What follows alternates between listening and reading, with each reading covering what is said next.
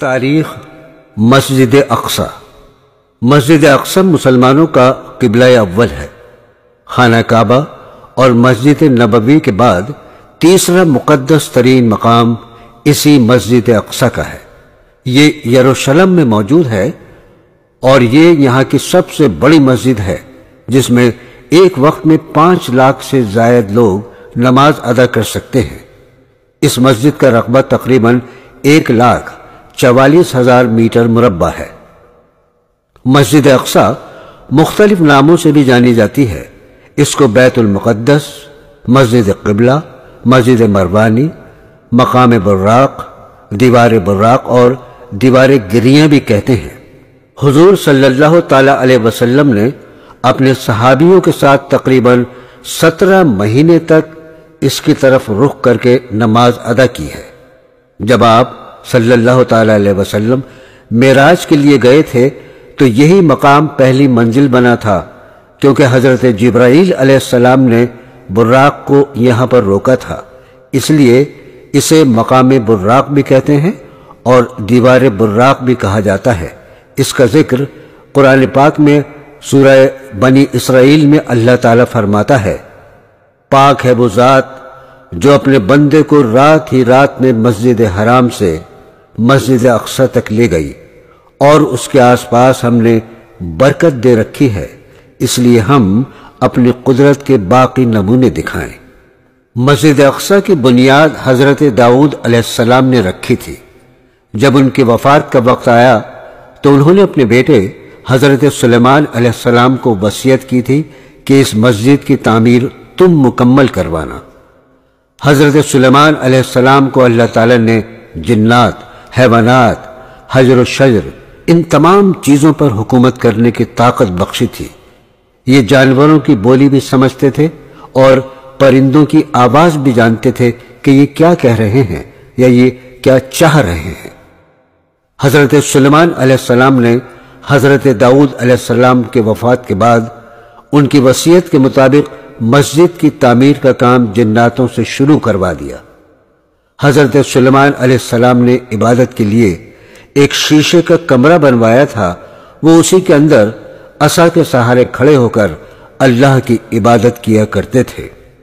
جب مسجد تعمیر ہو رہی تھی تو اسی عرصے کے دوران وہ اپنی عبادت گاہ میں اللہ کی عبادت میں مشغول تھے اور ان کی اسی حالت میں اللہ کے حکم سے روح جسم سے پرواز کر گئی۔ جنات مسجد کی تعمیر میں مشغول تھے اور بیچ بیچ میں حضرت سلیمان علیہ السلام کو بھی شیشے کے اندر عبادت کرتے ہوئے دیکھتے رہتے تھے۔ وہ یہ نہیں سمجھ پائے تھے کہ ان کی وفات ہو گئی ہے۔ 1 سال کے عرصے کے درمیان مسجد بن کر تیار ہو گئی اور اسی عرصے میں حضرت سلیمان علیہ السلام کی عصا کو زمین کی دیمک اندر سے کھا گئی اور وہ ٹوٹ گیا، جس کی وجہ سے ان کا جسم مبارک زمین پر گر گیا۔ تب جناتوں کو معلوم ہوا کہ آپ تو 1 سال پہلے ہی وفات پا چکے تھے۔ اس کا ذکر قرآن شریف میں سورہ سبا آیت نمبر 14 میں اس طرح آیا ہے۔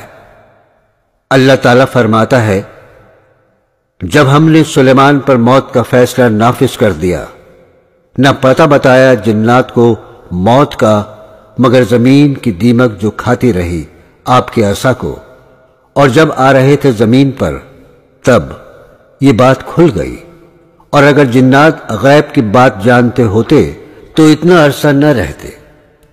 مسجد اقصی کی تعمیر و توسیع مختلف ادوار میں ہوتی رہی ہے۔ حضرت عمر رضی اللہ تعالیٰ عنہ کے دور میں بیت المقدس کو فتح کیا گیا اور اس کی توسیع بھی کی گئی۔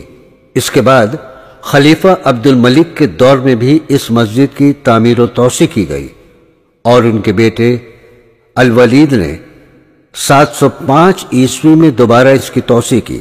اس کے بعد 746 عیسوی میں بہت ہی زبردست زلزلہ آیا، اس میں یہ مسجد شہید ہو گئی۔